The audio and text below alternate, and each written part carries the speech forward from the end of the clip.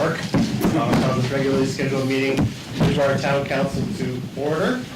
And ask if there's any additions or deletions to the agenda. Hearing none, we will declare the agenda approved and go right down to announcements. So the first is a proclamation that will be available online. We don't normally read the whole proclamation anymore, but it is Volunteer Week this week, and our volunteer recognition ceremony is this Wednesday. Oh, sorry, God, that's already batting 1,000.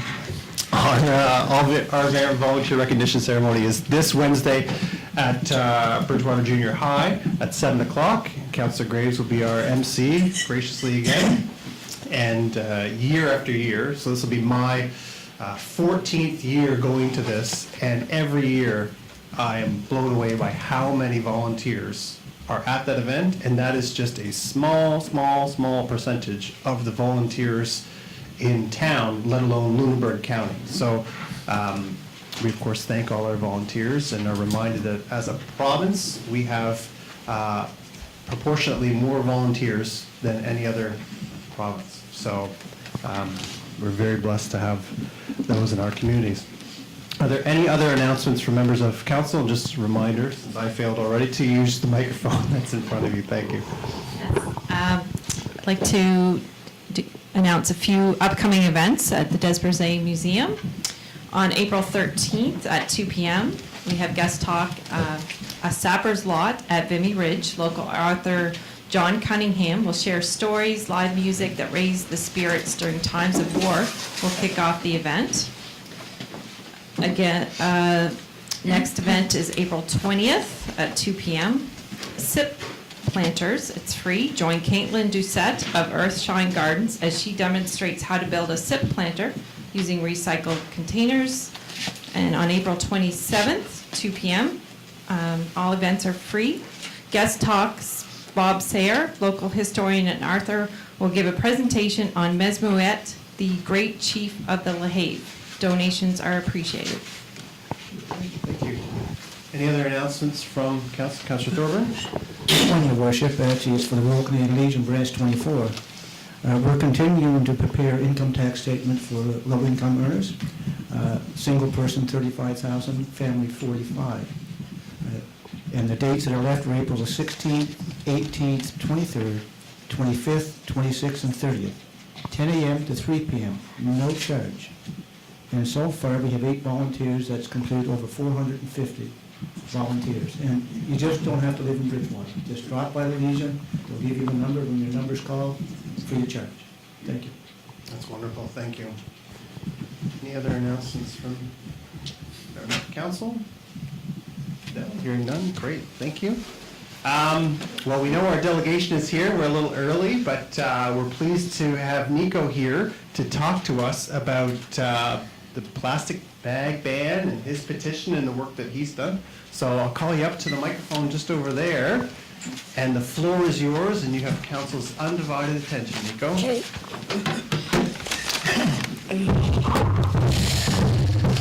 Good evening, Mayor Mitchell, councillors, staff, and members of the public. Did you know we use 300 to 500 million grocery bags per year in Nova Scotia? Plastic bags take between 400 and 1,000 years to break down when they end up in a landfill. Sometimes the bags end up as litter, fluttering in the trees, on the ground, or washing into the ocean. Speaking of which, I was amazed to find out that 8 million metric tons of plastic waste enters the ocean around the world each year. Unfortunately, turtles often mistake them for food. They can get stuck in their bellies and the turtles can die. Experts are even warning that by the year 2050, there will be more plastics in the world's ocean than fish. That is crazy. If I were a fish, I'd be in trouble. We can reduce and recycle plastic bags and other things like plastic straws and bottles, or we can ban them. I put a petition in and 238 people people signed it and said they would support a ban on single-use plastic shopping bags. And I would like to present these signatures and names to you tonight. People need inspiration, and you have the power to make this important change happen in Bridgewater and be true leaders. Thank you. Wonderful. Will you take any questions we might have? Does any members of council have any questions? Anyone? No? That was very good. I'll just say that I very much appreciate that you've done some of the work for us in getting signatures for a petition, on your petition, and over 200 signatures is fantastic. As we, as a town, move along with the 9 largest regional municipalities in the province to ban single-use plastic bags, it's hearing from the next generation that keeps us motivated that this is the right thing for us to do, because not everyone agrees, but it's certainly hard to argue with the facts that you presented, Nico. And so on behalf of Town Council, thank you very much for the information, and we will keep forging ahead on your behalf. So thank you. You're welcome.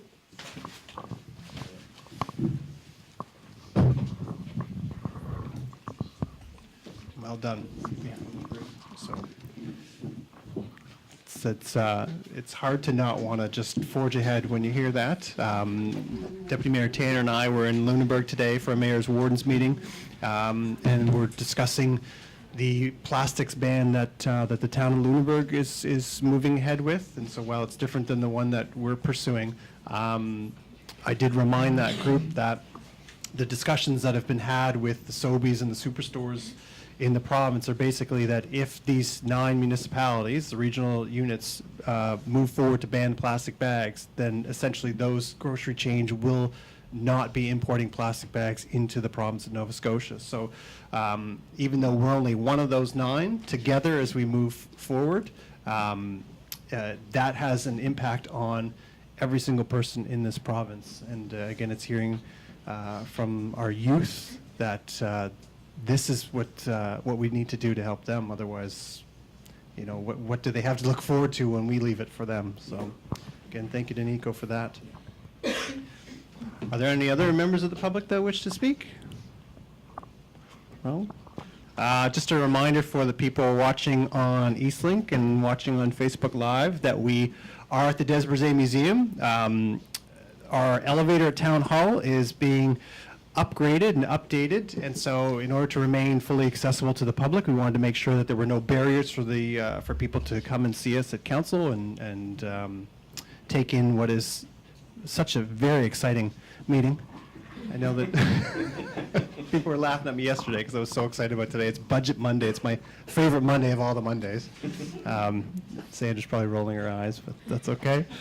So we're here at the Des Brisets Museum, and this is a space that the community can use, can rent from the Des Brisets if they want to have their meetings here. So appreciate being here.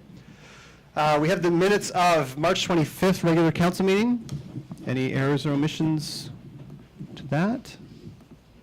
Hearing none, we'll deem the minutes approved. And we're going to keep going because we have a timed item, which is the budget at 7 o'clock. So we'll go through the other items as we can. So the first item is the planning item application for amendments to the municipal planning strategy land use bylaw for 200 Dufferin Street. And so we've gone through this before. I don't know if there's a presentation from staff. There is. Okay. One of our planners. I can't say junior planner anymore, can I? No, I just have to say planner. Planning. All right. Ms. Childs is going to give us a presentation. Yes, please. I'll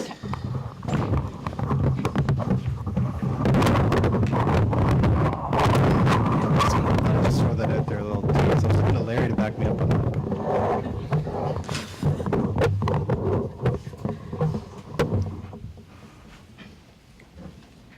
Thank you.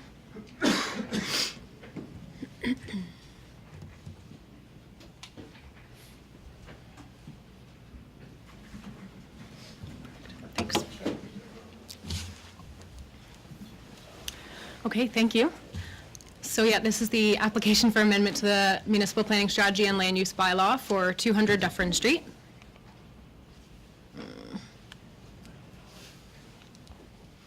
And the application was received to permit a self-storage facility at 200 Dufferin Street, which would be done through an amendment to the municipal planning strategy and the land use bylaw. The subject property is located just there on Dufferin Street near Exhibition Drive, and the property currently contains the Lion's Den gym and warehouse space. So the current zoning of the property is group commercial, or the C4 zone. The zoning in the area is some more group commercial, restricted commercial, institutional, and single-unit residential.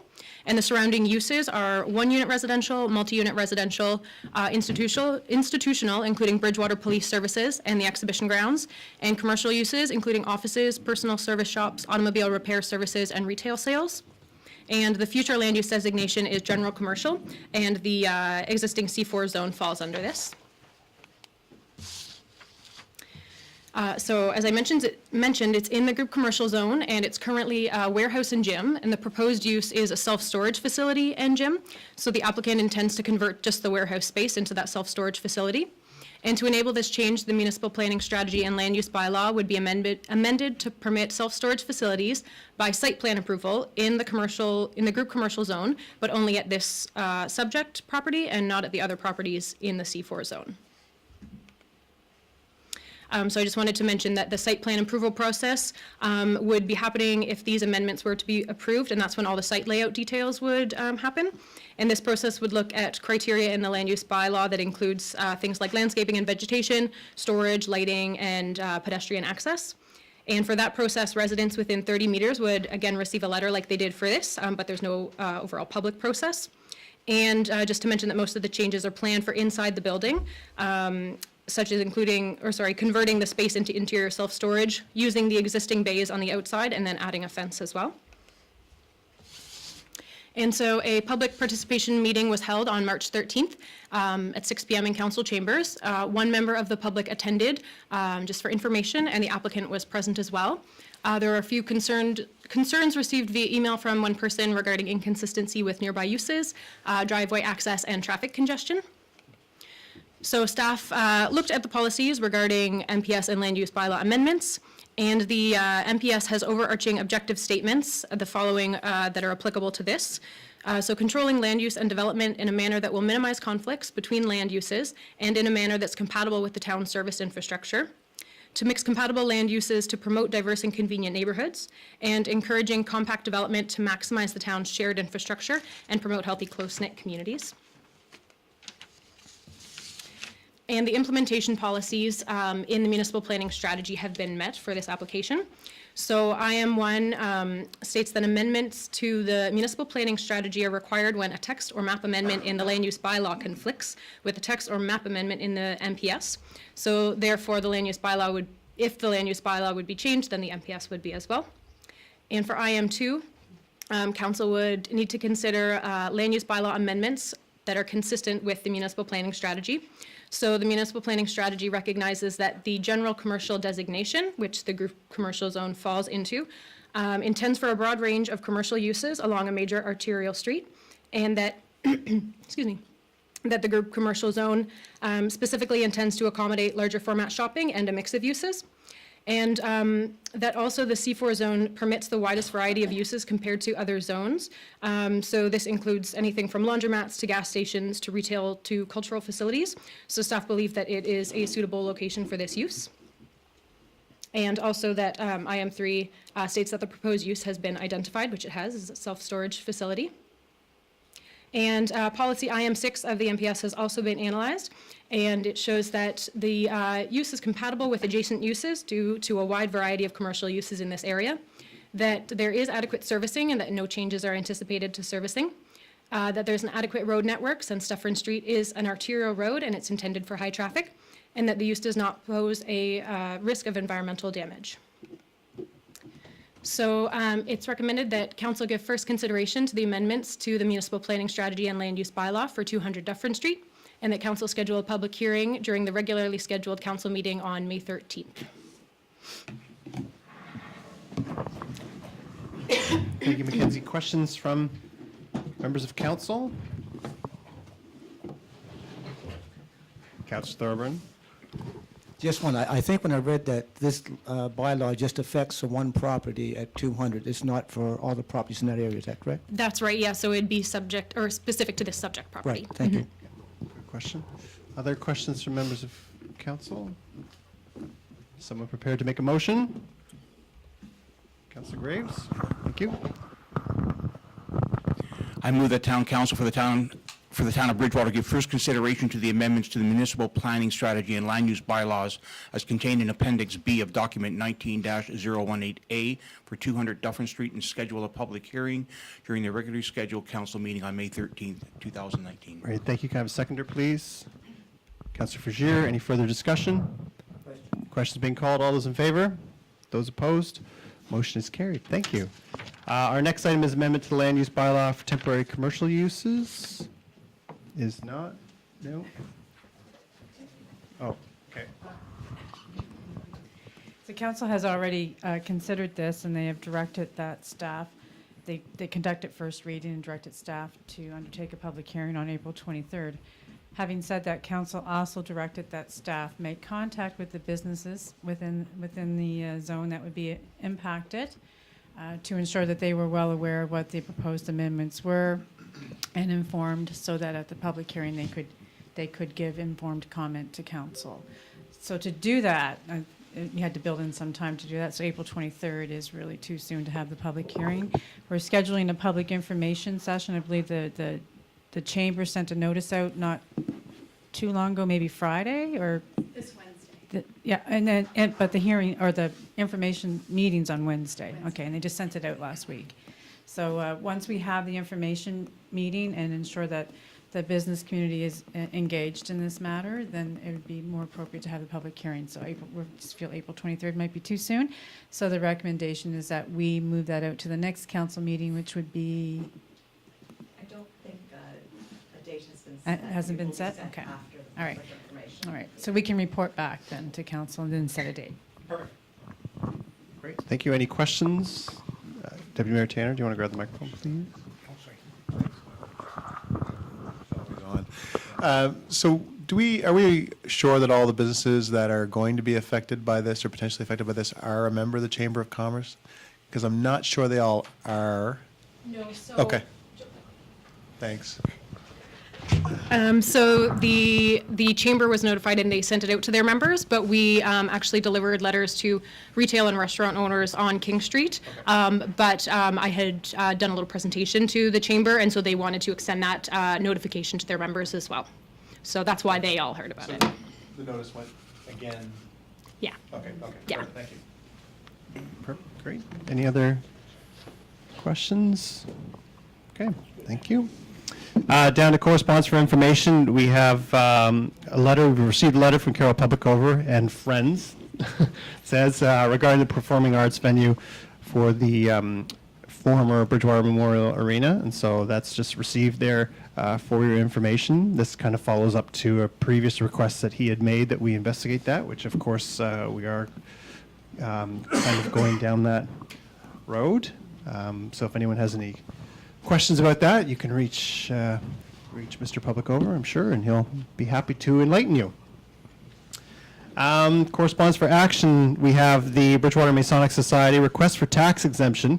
As we know, they have purchased the former Girl Guides cabin and gone through the process of housing the Girl Guides there, which was great, and we're very happy to see them able to stay in that building, but they've made the request for tax exemption.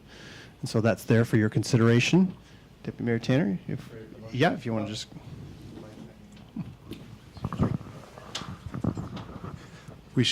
Can we make a motion that we each get our own mic? I was just going to ask how many more weeks we're here before we move back into council chambers.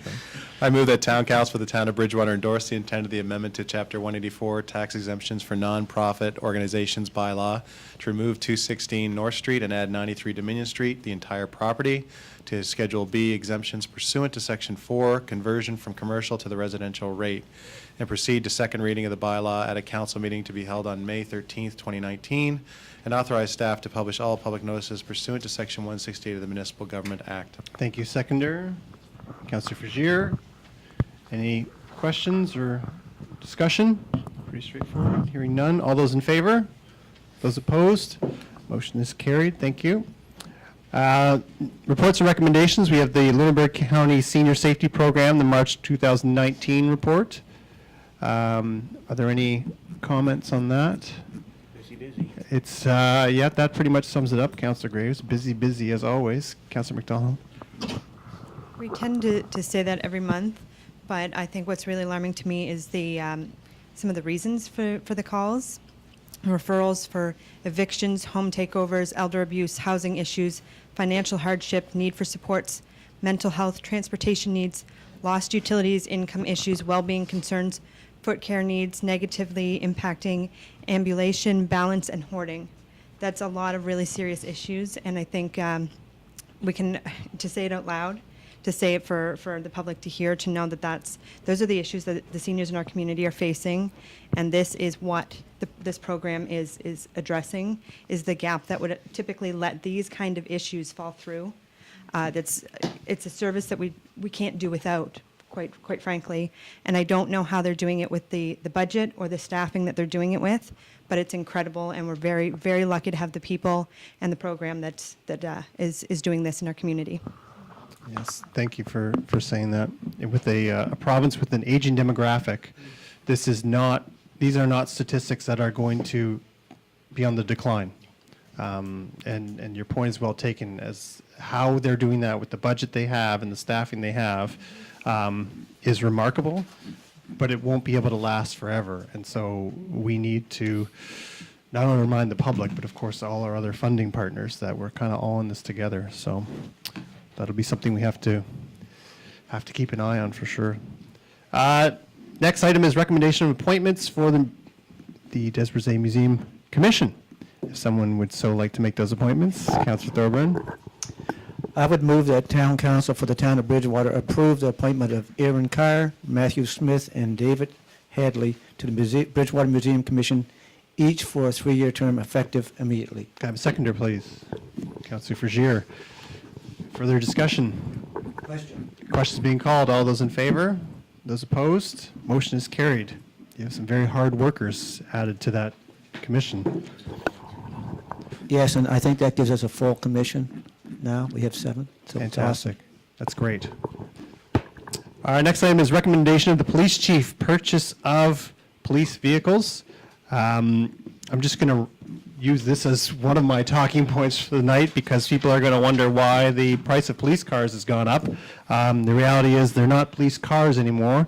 They're SUVs. We traditionally buy the Ford Taurus, the Police Interceptor, which is obviously a car. Ford, for whatever, they know better than I do, but they're not making cars anymore, and that means they're also not making police cars.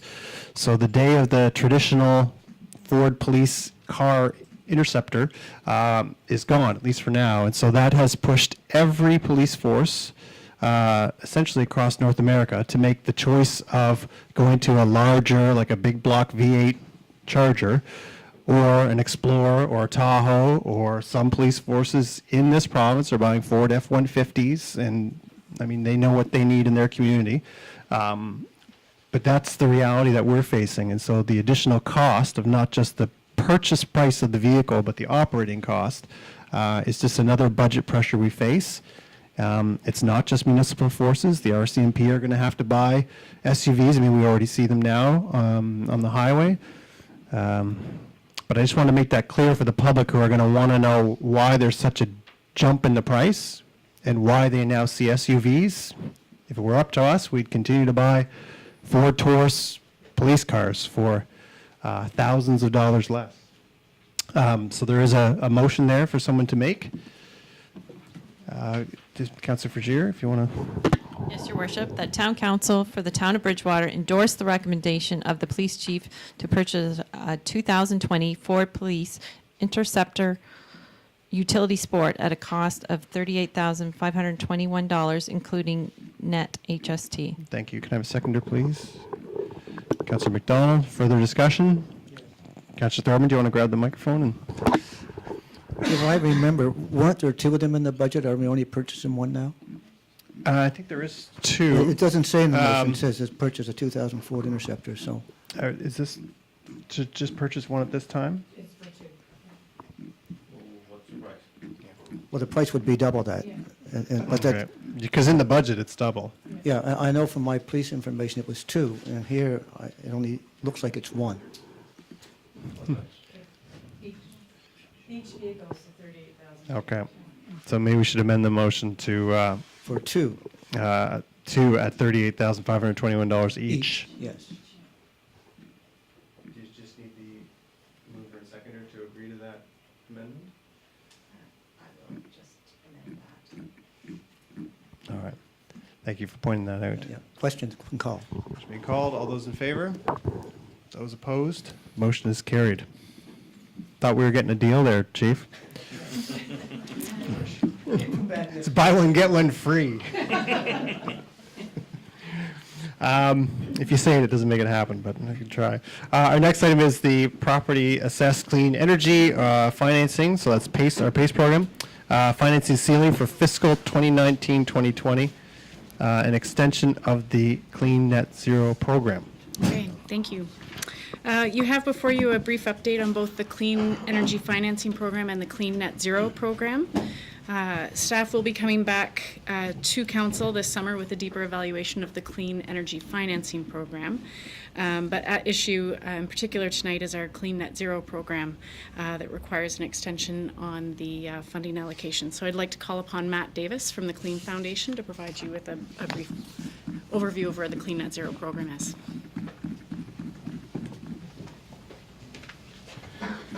Thanks, Jessica. So yeah, we just wanted to give a quick update on the program, where we're at, and why we're requesting the extension for the financing. So in summary, these are some of the initial project goals and objectives. So initially, and still, Clean Net Zero aims to address barriers that homeowners face who want to complete deep energy retrofits on their home, reducing their energy bills and moving their home towards net zero energy, which would be a home that is able to produce as much energy as it consumes over the course of a year. So some of these barriers included increasing public knowledge through education and engagement, increasing industry capacity through contractor training, as well as providing low-interest, innovative financing for homeowners who want to do these upgrades. And this is where, in particular, PACE financing comes in. We did the first 2 in year 1, doing public engagement and workshops, as well as contractor workshops with the Nova Scotia Community College. Original project goals were to retrofit at least 10 homes to net zero energy, so ideally getting 20 to 30 in the program and identifying 10 candidate homes from there, as well as assessing financing mechanisms and their viability for these upgrades. A number of challenges have come up through the project, which have pushed the timeline and delayed some of these upgrades from taking place. In terms of developing the plans, so the modeling limitations on some of the standard software that's in the industry. As you get deeper into upgrades, this modeling software has some limitations that have been identified, so a lot of these calculations have had to happen manually, which have significantly increased the timeline. We found some limitations with enhanced net metering as well, which is through Nova Scotia Power, in that for the net metering contract, you're able to offset the amount of electricity you consume over the course of a year, but no other fuel sources. So any homes using wood heat, oil heat, propane, any other source would never be able to get to net zero energy specifically.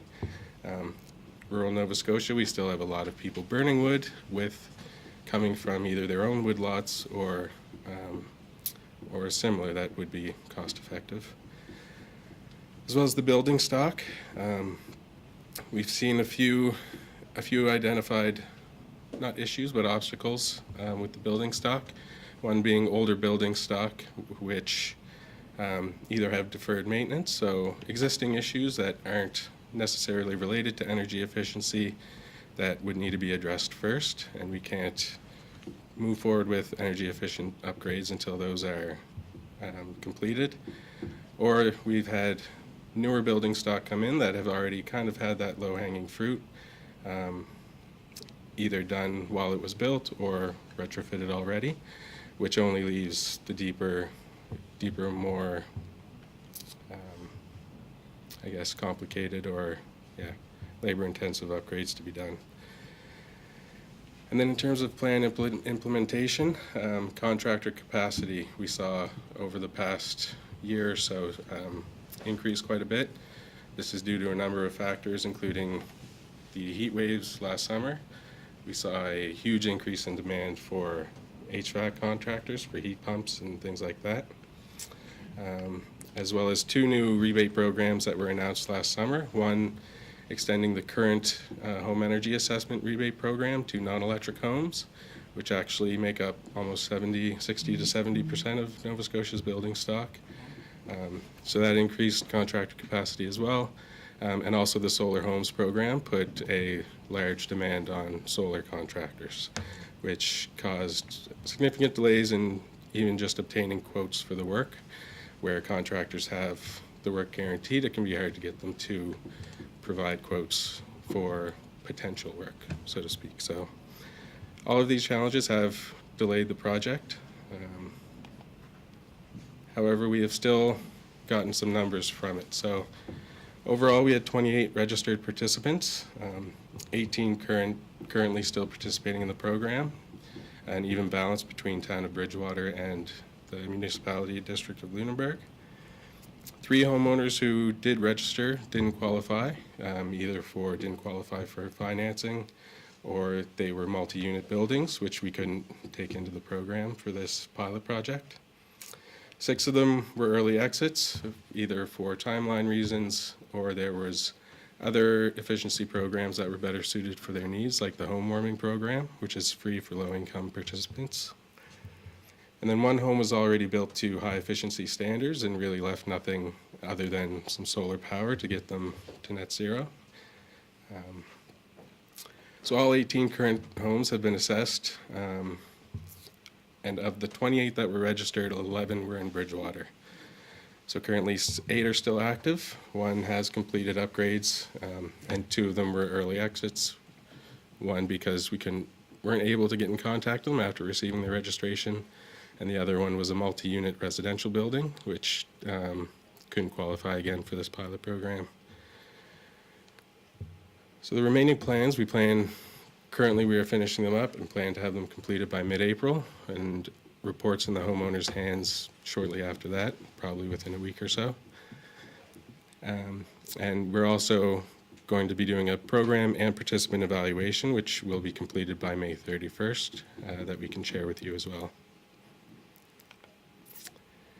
Which leads us to our request to council. Because of these delays, we are requesting that the Town of Bridgewater extend the net zero PACE financing stream, which was 15% of the home value over 15 years to a maximum of $45,000 for up to 6 months for those homeowners involved in the program that would still like to take advantage of that financing and do those upgrades. Clean Foundation will continue to provide program support and services to those homeowners. And again, it'll allow those homeowners to access financing and continue with the upgrades. So, yeah. All right. Any questions from members of council? Councilor Graves. I'm just going to declare a conflict. I have an open PACE application. Okay, thank you. Councilor Frazier. I'm going to declare a conflict as well for the same reason. All right, anyone else? If you I'm going for sympathy. You want a motion? Councilor McGinnis wants to say something. Yeah, if you declare a conflict, then we're going to have a little bit of a problem. No, I don't. I guess my question would be, and it's probably a silly question, but I'm going to ask it anyway. The financing that we are providing is for the homes in Bridgewater only? That's correct, yes. Thank you. Question. Do you want to pass the microphone back to Councilor Thorburn, who I think is going to make a motion? Ready for the motion, Your Worship? I am, unless anyone else has any questions. Oh, yes, please.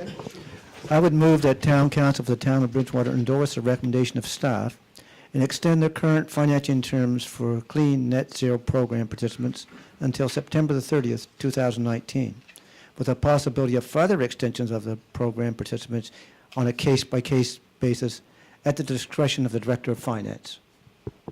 Is there a seconder, please? Councilor McGuinness? Yep. Any further discussion? Question being called. All those in favor? Those opposed? Motion is carried. I see that there's also a recommendation to endorse the staff recommendation to maintain the PACE program financing ceiling at $300,000 for the fiscal 2019-2020 year. Someone prepared to make that motion? Yes, Your Worship, I move the Town Council for the Town of Bridgewater endorse the recommendation of staff and maintain the PACE program financing ceiling of $300,000 for fiscal year 2019-20. Thank you. Can I have a seconder, please? Councilor Thorburn? Deputy Mayor Tanner? Michael, can you pass this? Where do we sit with all that financing currently? Where's the number sitting, so to speak? So on page 2 of the report, there is some details around that. So Busted. for the clean energy financing program, there's a table on page 2 that shows you how many participants and how much total financing was issued in year 1 and year 2, and that there isn't much in year 3 as it stands right now. So in year 1, there was 66,322 issued in financing, and in year 2, 75,195. So we haven't even come close to reaching our $300,000 a year ceiling that we thought we would, and that's part of what we'll be coming back to council with later this summer, with a deeper evaluation as to why don't we have a wait list, and why haven't we hit that higher ceiling that we thought we probably would when we brought forward the clean energy financing program. So we're going to dive into a little bit of that. So that, I thought that 4,000, so that doesn't include things in the pipeline, or does No, it? that doesn't include Okay. things in the pipeline right now, and that's part of why. So as Matt was saying, that not everybody in the Clean Net Zero program that's accessing that same $300,000. There's Right. just one ceiling to fund both the clean energy financing, which is we've been calling it the base PACE program, so the Okay. base Property Assessed Clean Energy program, as well as the Clean Net Zero, which is the one looking at the deep energy retrofits. Right. All of that has to come out of the same ceiling of $300,000. Right, so Yeah. do we know where that number, like, roughly reside, or will, So like, in is 300,000 enough, or are we? 300,000 is more than enough Okay. for it at this point. So it seems that, and Matt can probably speak to it, there's a combination of financing options for the homes in this program, and so the Lehave River Credit Union is a partner in that program, and many of the participants are using their financing instead of splitting.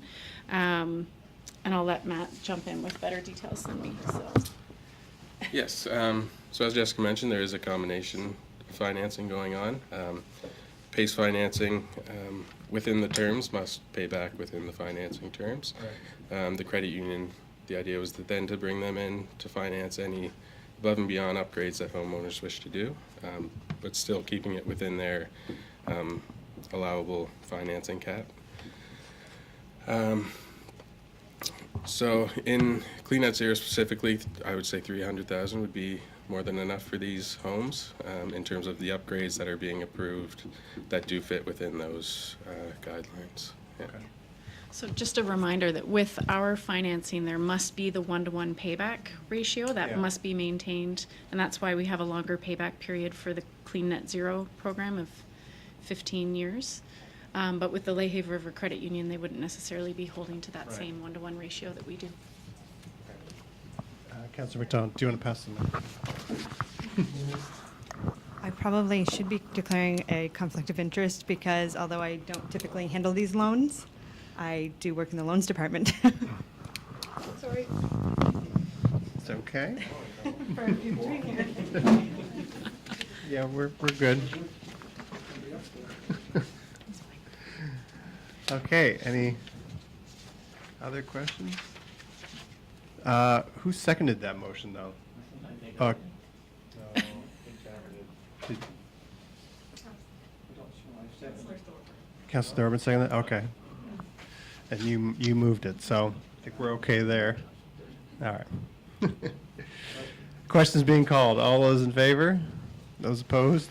Motion is carried. All right, now everyone can come back to the table.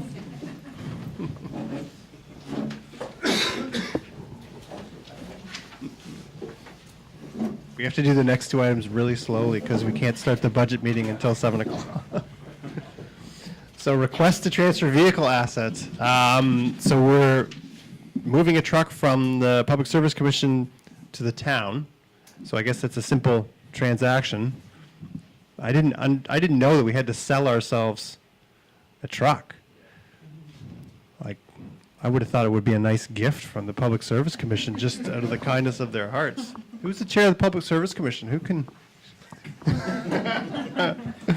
Is someone prepared to make that motion? Or do you have a question? Well, I have a question. Yep. Why? Why? We'll ask our chief engineer. You have 20 minutes. I'll speak really slowly. Why? Last season, we ended up using the PSC surplus vehicle to finish the season. And what it does, it allows our park supervisor a town vehicle, access to a town vehicle, where prior to he was using his personal vehicle and/or a combination of town vehicles if available. And it also gives us the ability to put the third parks crew out on the road. So I'm assuming PSC does not need this, it was excess, or? That's correct. It was surplus. PSC upgraded their vehicle, so this is a surplus vehicle, yes. Okay. Is it a white one? Is it already white, or is it yellow, or is it? No, this should be, I'm not 100% sure, Okay. 2000. It's not an It's important probably question, yellow. but as we're trying to get rid of those yellow ones, it'd be nice not to add a yellow one to our fleet. So I'll do your motion for Yes, you. please. I move the town council for the town of Bridgewater approve the transfer of the asset 2013 Ford F-150 from the Public Service Commission of Bridgewater, PSCB, to the town in the amount of $8,000 plus applicable taxes prior to the 2018-19 year end. Thank you. Can I have a seconder, please? Councilor Vergier was first. Further discussion? Hearing none. All those in favor? Those opposed? Motion is carried. Our last item, before we're going to have to pause until 7 o'clock, is simply to give notice that we're going to rescind a motion at our next council meeting for the town center parking lot. We had made a motion to approve the purchase of that, and so we're going to be rescinding that motion, and then we'll just kind of keep people in suspense as to why. We just have to give the notice to rescind, though. Can you explain it? You can make me explain it. Okay. Do you want to explain it? I can explain it. I mean, we made a motion to purchase a parking lot for $40,000 and using funds from capital reserves. And now that parking lot is going to be essentially given to the town. And so we don't need to purchase it. That's probably the most accurate summary, or do you want more to? And $40,000 to put into reserves for future. So our motion is not accurate anymore because we're not buying the parking lot, which is going to lead Councillor McGuinness to a question. Well, if you're not buying it, why are we putting $40,000 in reserve? So the Town Center Corporation felt that if we were to buy it, we'd give them the $40,000. They are going to be dissolving, so they're going to be winding up, and that's something they asked us to take care of after we deal with the rescinding of the motion. And when they wind up, they'd be transferring the money back to us. So they felt that it didn't make sense for us to pay them and then them give it back. But they did want to ensure that that money would go to a project in the downtown center area for the betterment of the downtown center area. So they asked that in lieu of handing cash to them, that we would in turn take $40,000 and put it into a reserve and earmark that for a downtown center project. So no project was identified. It was something that we indicated to them. We have the downtown planning committee that perhaps could provide input into possible projects that would happen. And they also have some other funds that when they do dissolve, they will be transferring those over to and ask that it be put into the same reserve. So indirectly, we're spending $40,000, but we're not purchasing it from them. They're going to give us the land, and what we're going to do is take money that we already have, move it from one account to another. It has the same effect, but it's just a different way of going about doing it. I hate to be a stickler. Do you? Yeah, I really do. Because I wasn't at the meeting this was decided, and obviously I was never in favor of what transpired. But having said that, if we did not put that money in reserve and use it for what the future committee is going to want to build downtown, we would not get the land. That's for, so we are, in essence, we are spending money, and it indirectly it's for the land.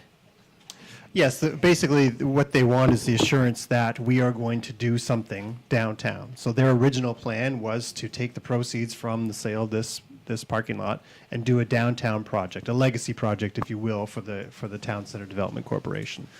Because they're winding up, this is their legacy project, is ensuring that we do a project that benefits the downtown.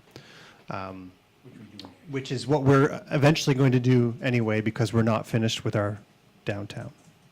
So I support this because it allows us to ensure that the committee responsible for picking the downtown project, which is our Downtown Planning Advisory Committee, is the one that is very much involved in where this money goes. So I see it as a win-win. But so tonight it's the motion to, or the notice to rescind, and then that'll be interesting. If you vote against rescinding it, then does it mean that you're in favor of just, this is for our audience to just stay tuned for the suspenseful conclusion of the downtown. So. I know, so am I. I can imagine the comments on Facebook. There's nothing else right now unless someone has something they want to add. If not, then we'll pause for the next 14 minutes. And then resume with our budget deliberations. Clock, so we'll start back up. So we're going to enter into the budget portion of the meeting. And for those who are back joining us, this is a timed item, and this is to approve the budget and set the tax rate for the 2019-2020 year. And so we'll turn it over to our CAO, and she'll walk us through the budget for this upcoming year. Okay, thank you. Maybe.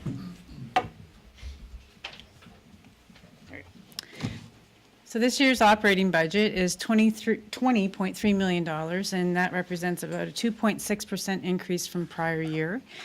In your documents, you also have the capital budget as well that we've gone through prior meetings and approved. There's been no increase in the commercial and residential tax rate, so the rates remain the same as last year. In fact, 2017, they were the same as well. And I believe Patrick pointed out that our residential rate has remained the same for the last 8 years. So our residential rate is $1.65 for every $100 of residential assessment, and our commercial is $3.97 for every $100 of assessment. The wastewater rate is going to increase by, or proposed to increase by 15%. Much of that will go to the wastewater reserve, and that's an initiative that Council started undertaking a couple years ago, where you wanted to help build up those reserves to help fund capital improvements to your wastewater system, and that, of course, lessens the amount that you have to borrow for those projects over time. So your rate is proposed to be $351.33 for residential and $746.24 for commercial. Through this budget, we achieved Council's strategic priorities that were identified by Council earlier in the calendar year in January, where you developed your priorities, which helped inform this budget, as well as the work program and priorities within each town, within each department within the town. Through this budget, It aligns also with your economic action plan. And in there, our priorities are to see King Street thrive as a vibrant place. Through that, or to do that, we will be providing $50,000 for a facade program this year, and that's increased from last meeting where you had that at 25. The North Parkade improvements are going to be undertaken this year. Staff will be bringing forward to council as directed a commercial district property tax phase-in bylaw to look at incentives for developing commercial properties within certain areas within the town.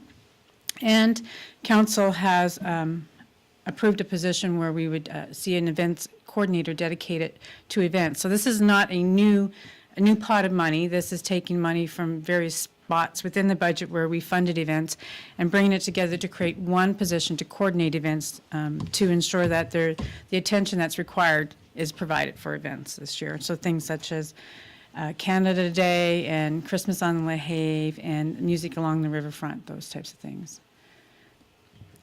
This budget will also drive community prosperity, which is another goal in your economic action plan. Some initiatives that we'll be undertaking, Smart Cities, the application has been made, and hopefully we'll have a funding announcement soon on that. The Community Energy Investment Plan, where we look at promoting energy investments within our community, and through Smart Cities, reducing energy poverty. We'll have a 2-year planning position proposed. It's a term, which will be dedicated to implementing that plan. We're also investing in infrastructure, and we have $4.345 million within our capital budget that we'll be investing for infrastructure. Land sales marketing, and this is the marketing of lands that the town owns. We have $5,000 within the budget that will see us develop a program and marketing materials to help promote and sell land. And marketing levies. So staff will be working with our neighboring municipal units within Lunenburg County as directed by council to have legislation approved by the province that will enable the municipalities in Lunenburg County to levy or have a marketing levy, which will be used for events. So it's really an event levy that will be used to provide that seed money to attract events to our region. Another goal is community prosperity. And here we'll be, within our budget this year, we'll be looking at a feasibility study for our arena, and that's at the request of the South Shore players to look at using the community room and eventually the arena as well. So there's $7,000 in our budget for that. And we'll complete the Awesome Bridgewater Index. High levels of community well-being, another goal that we have. And here, this year, council has announced that transit will become a permanent service. So within our budget, we have accommodated an additional $167,828 in cost. Last year, we had a grant that helped offset our operating cost. This year, we don't. So that's new cost to our budget, and we're able to do that and maintain our tax rate. We also are funding a number of community events within our budget. A communication strategy should be coming forward very shortly, actually, that will ensure that we have a strategy in place that outlines how we will engage with our community members as well as inform them.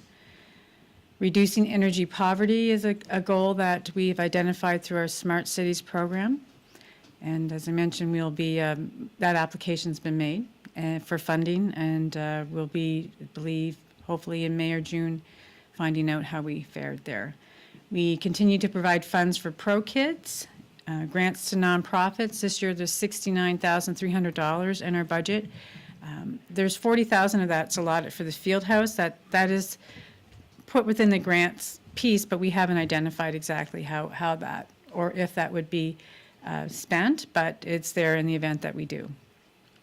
We also fund our recreational facilities within our budget, and so we have a number of parks, trails, playgrounds.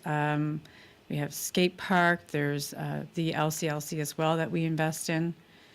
And we invest in emergency response services that help provide high levels of community well-being. So we have our police, our fire, and our regional emergency management.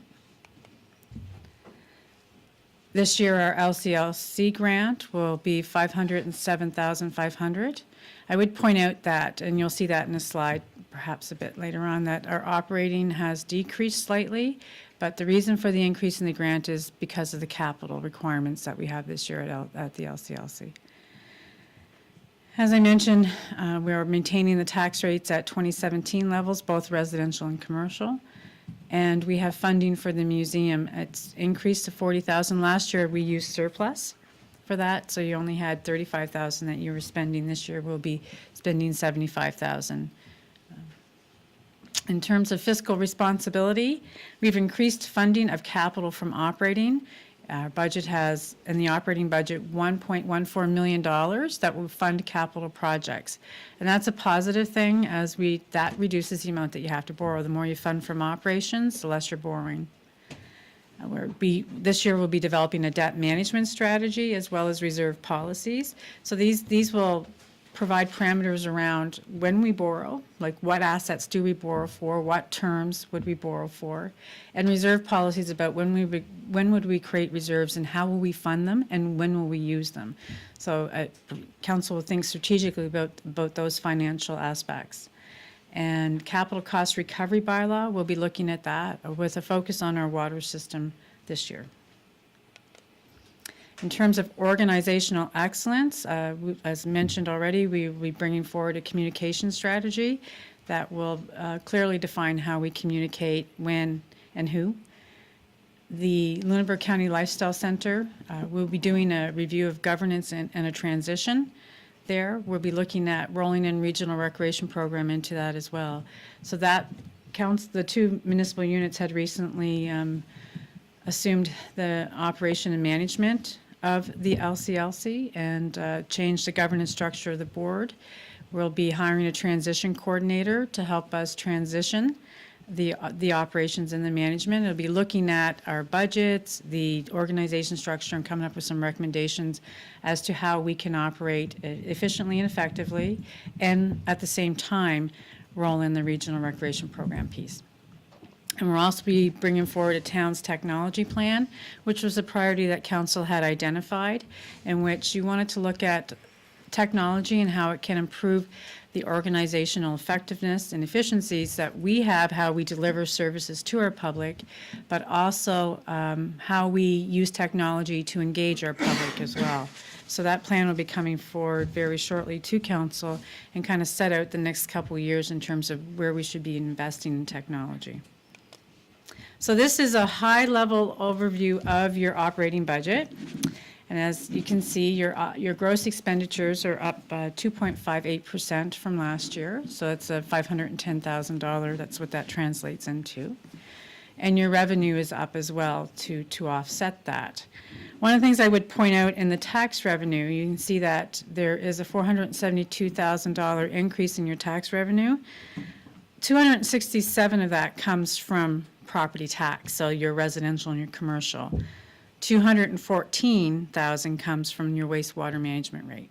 So when we talk about incorporating transit into your budget and all the other increases that you have from operations, you really had $267,000 of new money to fund new initiatives. So it's without raising the tax rate, that's a good accomplishment, I would say.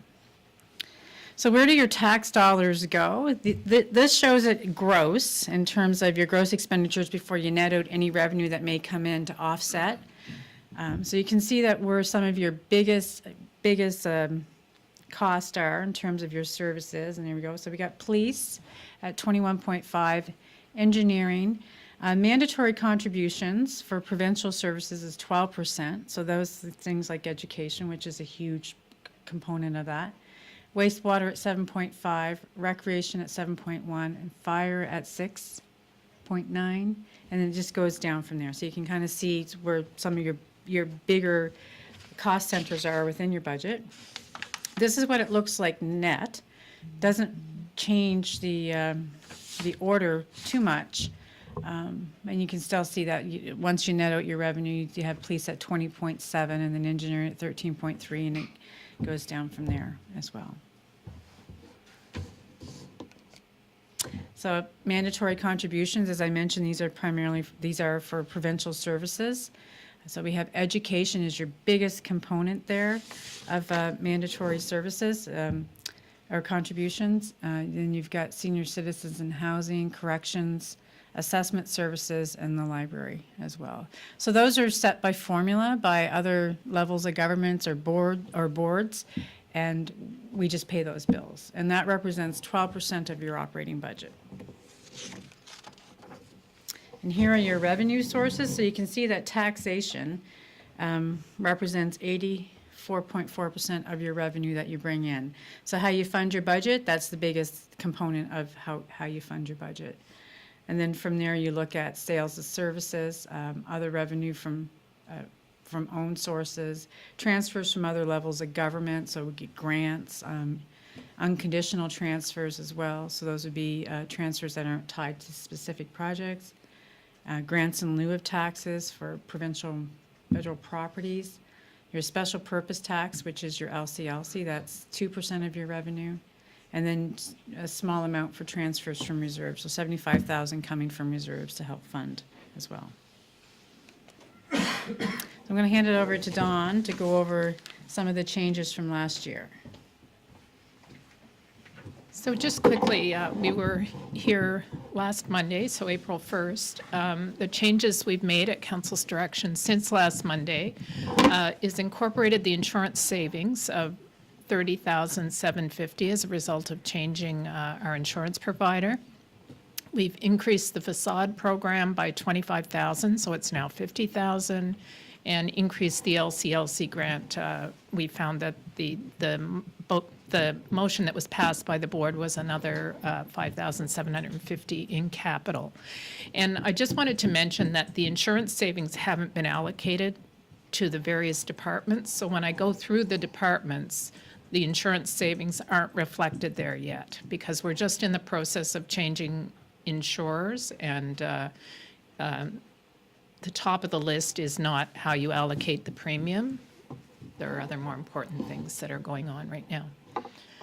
So looking first at administration, council remuneration is up about $24,500, and you'll recall that that's as a result of the federal government changing the taxable portion. There used to be a 1/3 stipend that wasn't taxable. It's now all taxable. So council made the decision to increase so that councillors maintain the same net pay as they did before. Salaries are up about $44,500. Software licensing moved to finance, so you'll see the increase on the finance side, no net impact. Additional Laserfish licenses, we're moving along with our records management projects, so that's an additional $4,400. Consulting for a project that's in the works, net of a grant that we're receiving is about $9,300. Contingency has been reduced by $25,000. The music on the riverbank has moved from parks into administration, so that increased the administration budget.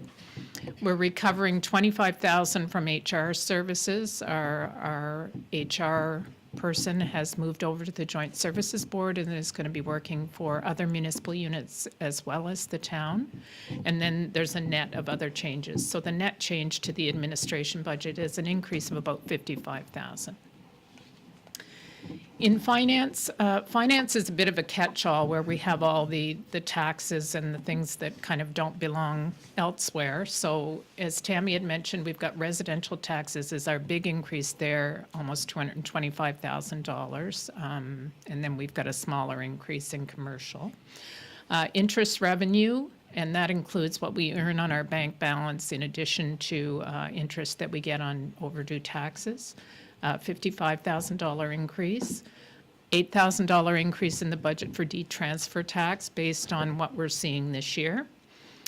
Transfers from reserves are down about $45,000, and that's related to landfill closure, post-closure. The costs are down, so the reserve transfer is down, and there's no transfer from LCLC donations this year, so that's reduced as well. Got an increase in vacation relief and backfill in finance. Internal control review, this is something that was discussed at the audit committee last year. We put a provision in for that, and this would anticipate that it would be done over 2 years at $10,000 each year. The low-income tax exemptions, an increase of $13,000, and that's as a result of increasing the thresholds, which council approved a few weeks ago. Nonprofit exemptions, an increase of about $16,000. And that's a result of the United Church Daycare, which wasn't in last year's budget, and in anticipation of providing the Masons with a commercial to residential exemption. Joint services IT costs are up about $18,000, and we've got $10,000 in for a review of our phone system. And there's also something in capital for that, should the review prove that it would be less expensive to make some changes. So there's that software licensing that got moved from admin.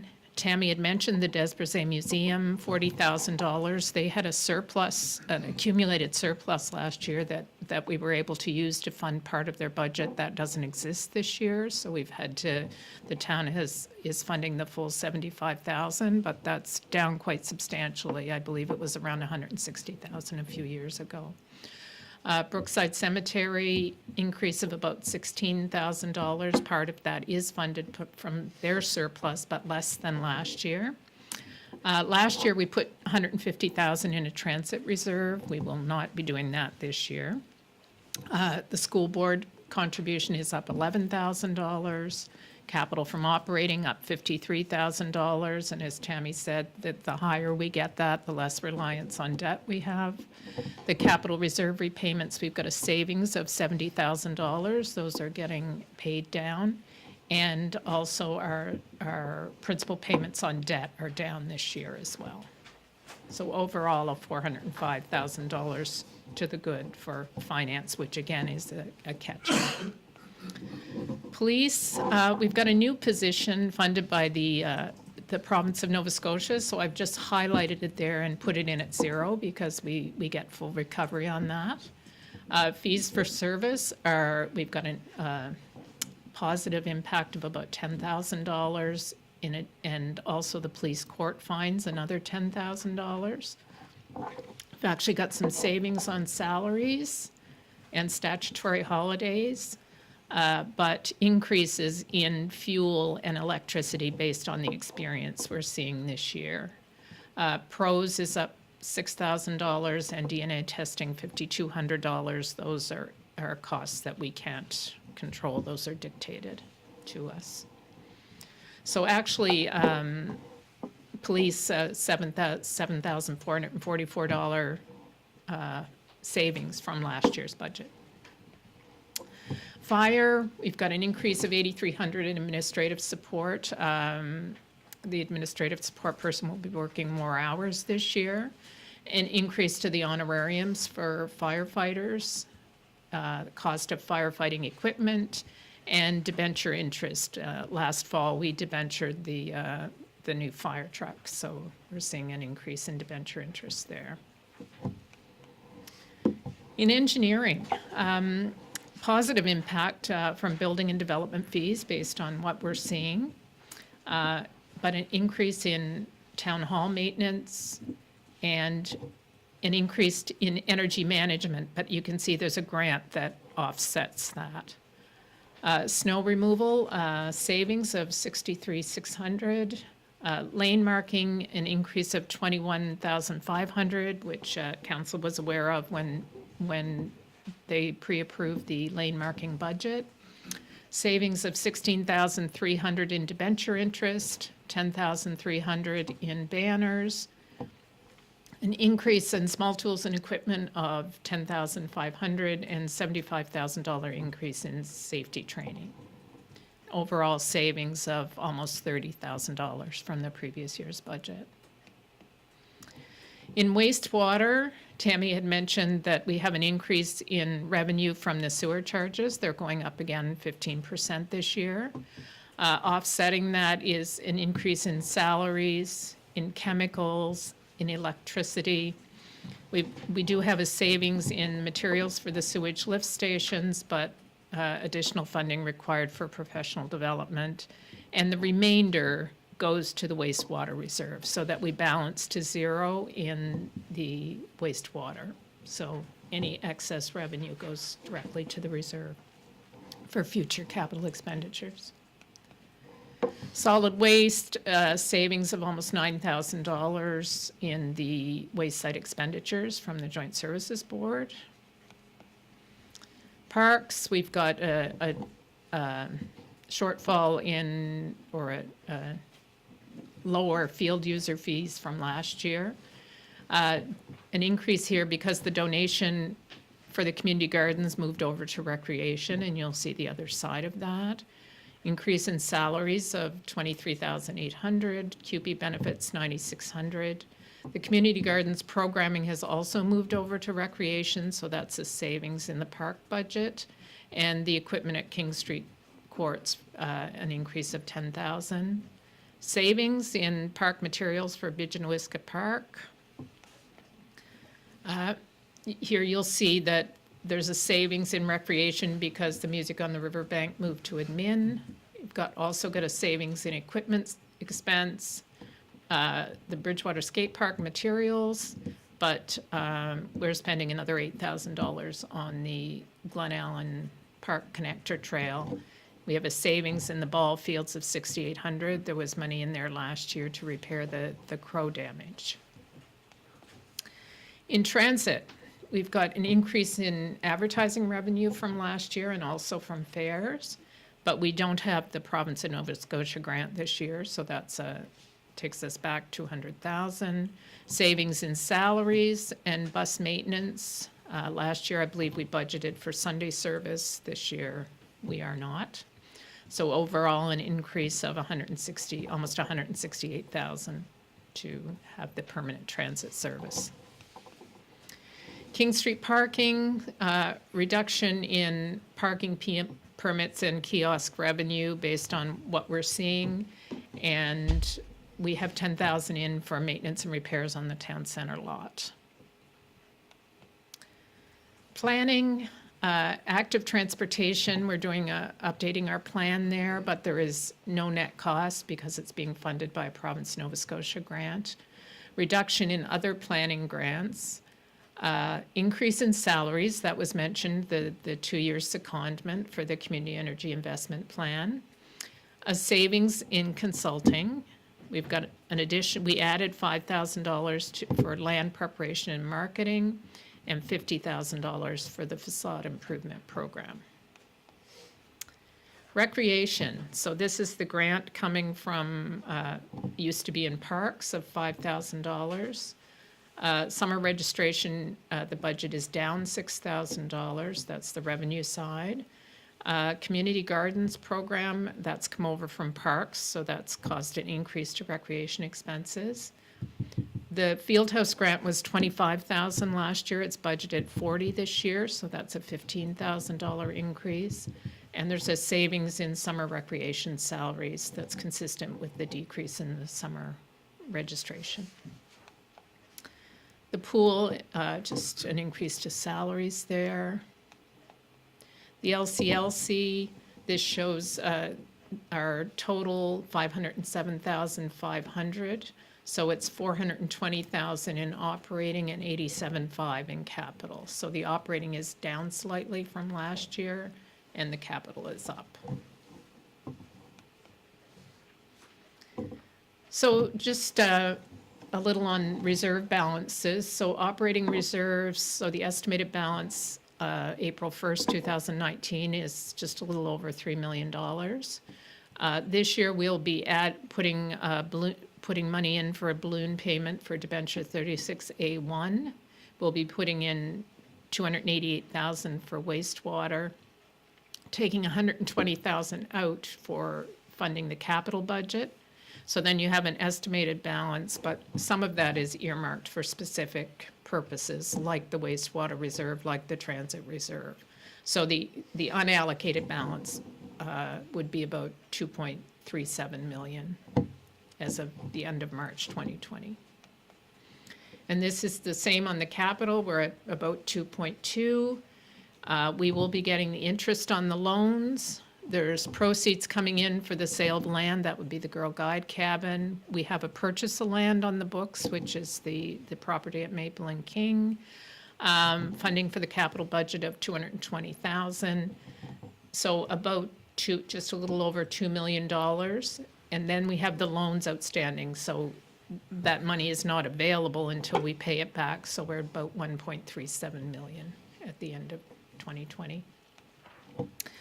And this is the gas tax reserves. We're about 303. We're expecting about 700,000, using about 930, which is some of the previous year's allocation. So that would leave us about $73,000 in the reserve. And this is just a quick summary of the capital budget, which we've discussed before. You can see that the capital from operating, we're trying to increase it each year as to reduce the reliance on debt. We've got reserve funding. The debt funding proposed for 1920 is 1.082.5 million.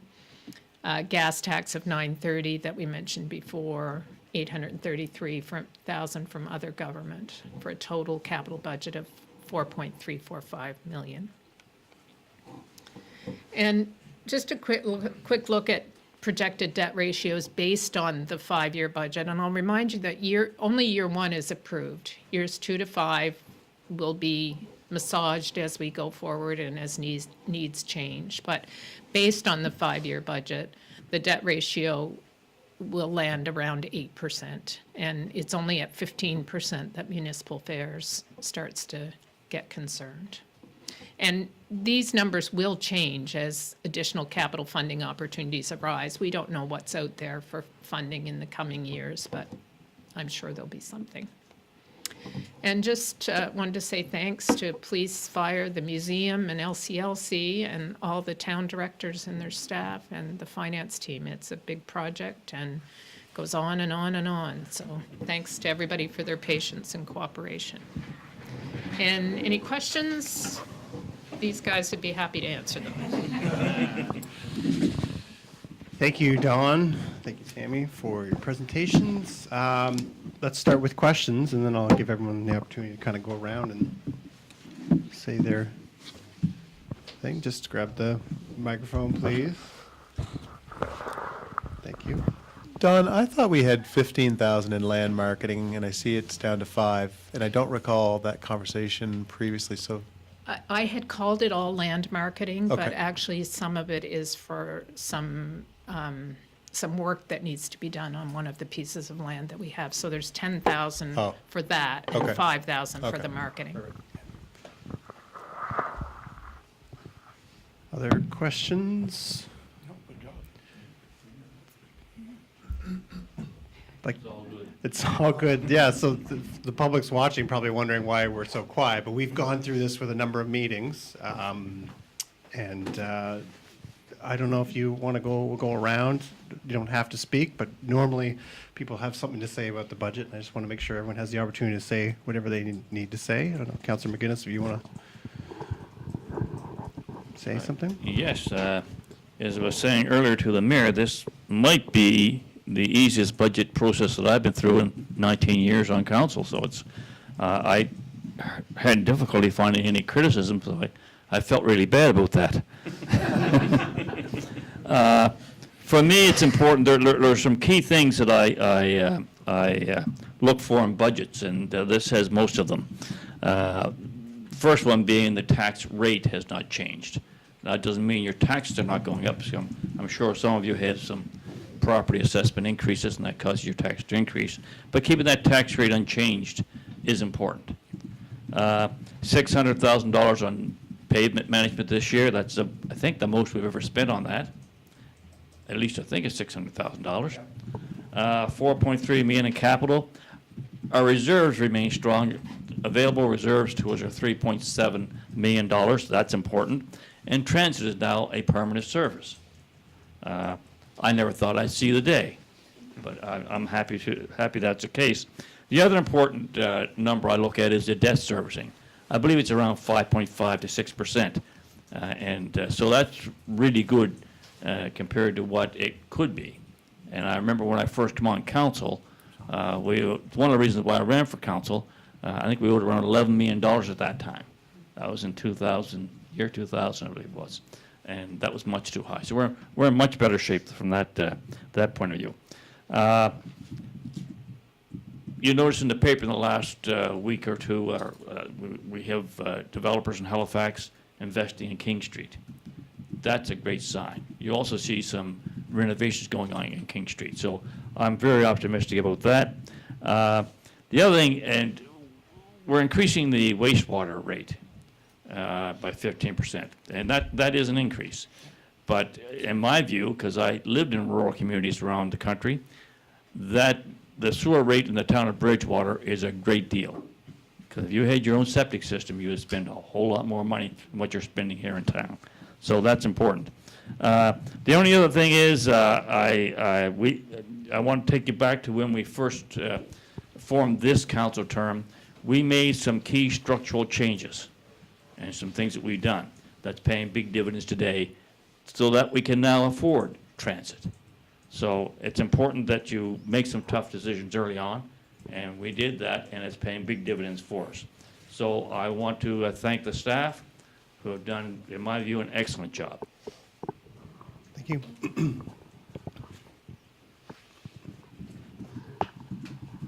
No, anyone, do you want to just go around, or you can pass if you? Yeah, I'd just like to echo the thank you to staff and for the, the great explanations and the input from my fellow councillors, because it's been a good deliberations for this year's budget, and it's we all seem to work well and hear each other's input. As well, I think throughout the calendar year we have updates from staff to know where we are with our budget, and I think that's important, and it makes it a little easier when it comes time for budget deliberations that we've been informed and know where we stand throughout the calendar year. So I think that has a lot to do with the work that's continued throughout the year. So thank you, everyone. Thank you. Councillor Thorburn. McGinnis always steals the show, but we've had quite a few conversations. That's why I like sitting there. Yeah, Let's go first. but I must agree with the councillor, because we've had quite a few talks, and this is probably the easiest budget process that I've sat on since 2012. And to be able to keep our tax rate the same as when we come on council 7 years ago, it's amazing. And do what we've done in that time and decrease our debt, and our reserves have increased, and we're now in a healthy position. And certainly, I have to thank Don and our CAO for their work that they put in this. And special thanks goes out to the fire chief. He's a senior manager. And extra special thanks goes out to the police chief, because this year, you can see, was less money required from the town because of some of the work that he's doing to add some additional revenues on our police commission for town policing. So thank you, Larry and Michael. Job well done. Councillor McDonald. I actually made the comment last week that this budget was probably the easiest one I've ever experienced, and Dawn rolled her eyes. So I'm not going to say that. But, this budget is exciting to me because it really represents progress, and in my opinion. There have been a lot of changes, a lot of additions and enhancements in every single department. Staff have stuck by us and really taken leadership roles and made things, taken what could probably have been very difficult situations and really made the best of them, and always put the residents of Bridgewater first, no matter how difficult that may make their day. And I think I've heard that from residents over and over and over again. So while the town continues to grow and it gets busier, the cost of delivering services just keeps getting higher and higher. We've managed to hold that tax rate, which I know has been really important to all of us for as long as I've sat at this table. But we haven't in any way compromised the very high level of service that our residents expect and enjoy every day. This is a really strong community. We're standing out worldwide, and that's because of the commitment to our community values that we've shown. We've stood by them, and we have a lot of great people in this community who are working day after day to build the community. They're bringing their enthusiasm and their ideas. They're taking part in our the opportunities that we're putting out there to engage with residents, they're taking advantage of those, and they're letting us know how they feel, what they want, and we all seem to be really on the same page, whether it's staff, council, and residents. The more we can keep that trend going, the better off we're all going to be together. And the hardworking creative staff who think outside the box and make things happen for us. We come up with some crazy ideas at this table, and staff never smirk at us. They never tell us to go away. They see what they can do with them, and it's never a no, it's let's see what we can do with that idea. So I really appreciate the hard work that goes into it, into every decision, every conversation. I know that there's hours of work behind it all. Thank you to the residents who continue to stand behind us and continue to support the town, support the businesses in town, and be involved in the activities and the things and growth that are happening. There's only more to come, so stay involved and we'll keep going with you. Thank you.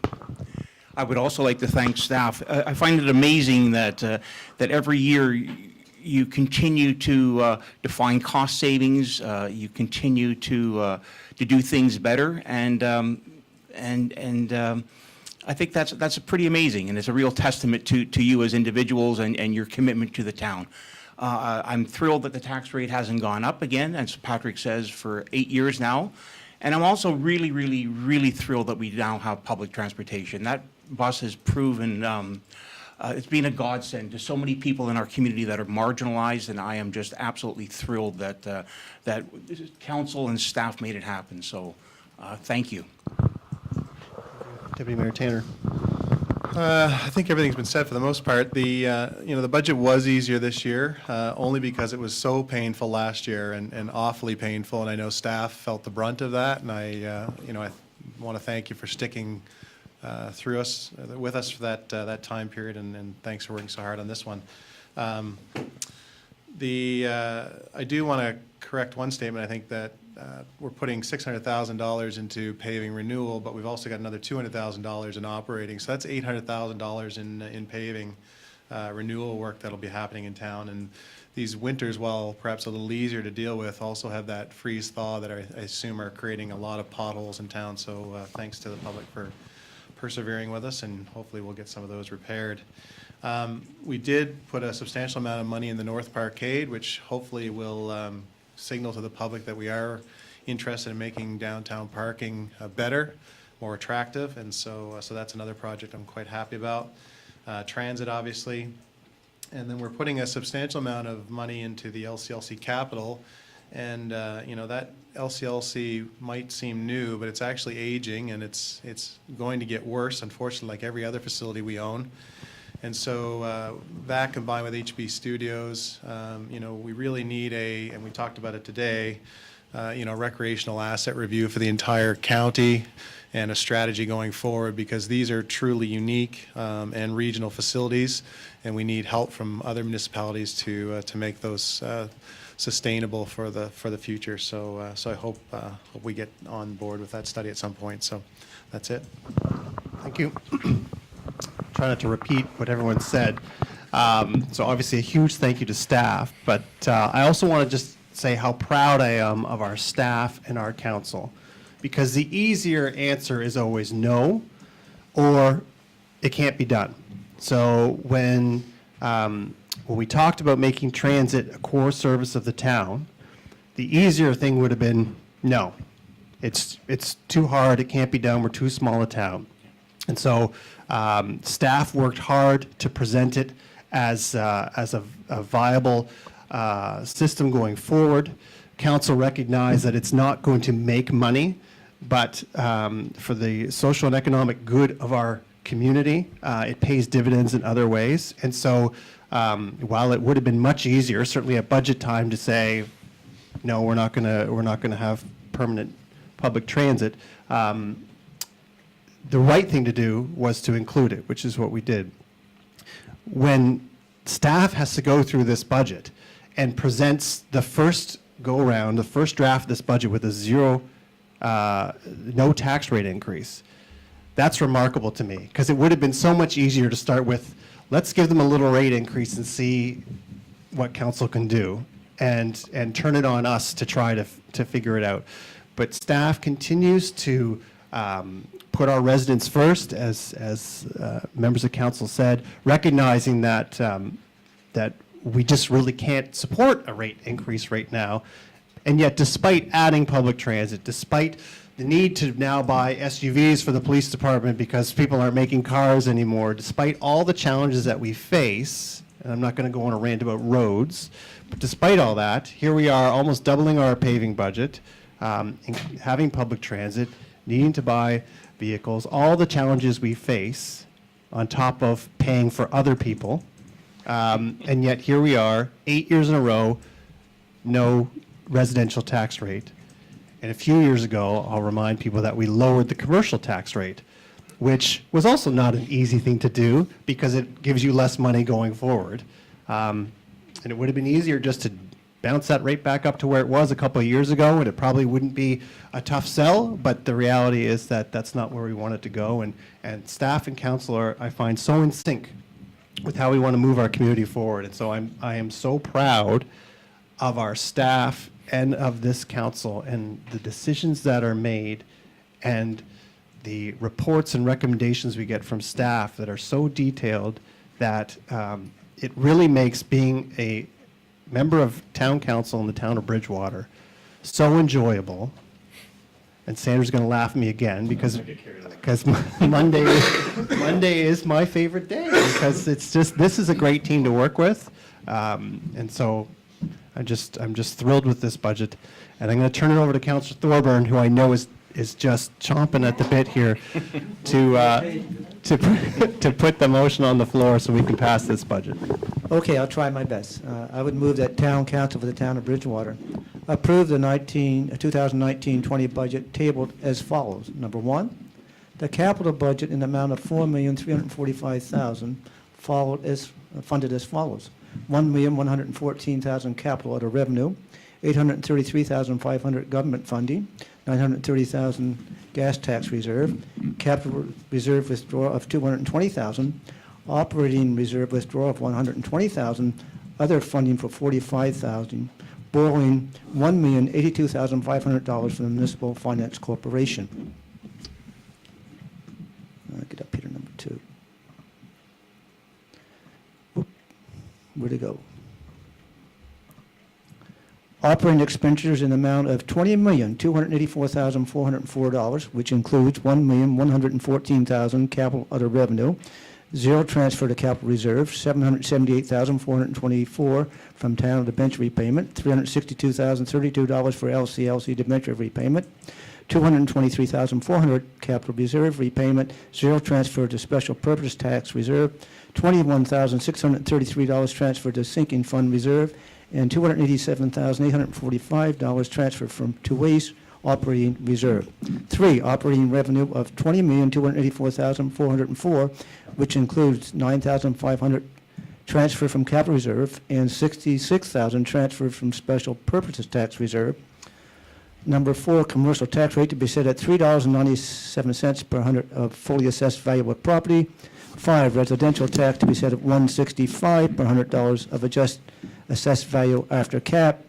A special purpose tax for the amount of a debenture principal and interest for the Lunenburg County Multipurpose Center as follows. Commercial tax rate set at 6 cents per hundred of full assessed value of the property, and the residential tax rate to percent set at 6 cents per hundred of adjusted assessed value after cap. Interest rate to be paid on capital reserve set at 0%. A depreciation amount of $2,982,000, which is excluded from the tax rate calculation, and the final tax bill will become due on Monday, September 30th, 2019, and that the interest rate on the overdue accounts be set at 12 cents per annum, charged at 1% per month. Thank you. Can I have a seconder? Councillor Frazier. Further discussion? Questions being called. All those in favor? Those opposed? Motion is carried.